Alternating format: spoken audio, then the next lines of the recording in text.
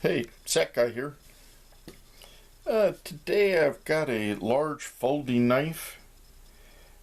It says it's a Kabar and it's the 1184 model. But I'm wondering if it's a fake. Just recently I was looking at it. I hadn't paid too much attention to it before. I always just saw the K-bar on there and didn't think anything of it. I bought this knife sometime in the 80s. I think in the early 80s. I was just attracted to the size of the knife and I thought the scales were rather interesting. And I wanted a large slip joint folding knife. It's the grizzly pattern, and we'll go over the specs real quick on this. Closed, it is 5¼ inches.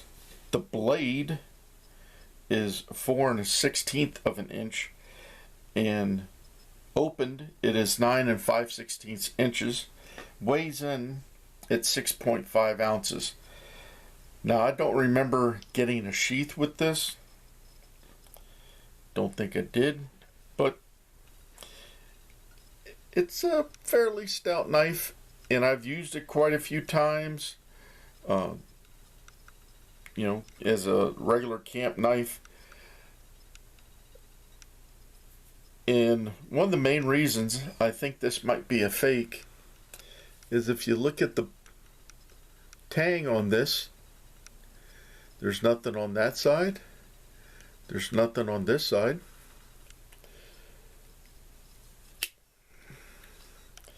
And then if we check the second blade, again, there's nothing on the tangs. The only thing that suggests that this might be a K-bar is that it's got the oval shield that's got K-bar on it. Now, going online and looking at some photographs of K-bars that do have the tang stamp, it would have the model number. It would first line would say K-bar, then the model number, and then USA, I believe. This has nothing, so I'm beginning to think it's a fake. I've also looked at some photos of knives with the tang stamps,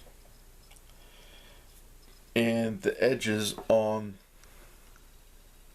the bolsters are much more rounded than these are. These are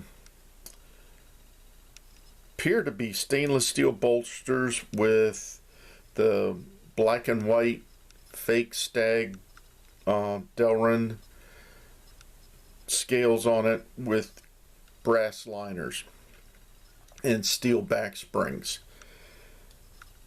It's got a pretty substantial pull. I would say about a 7.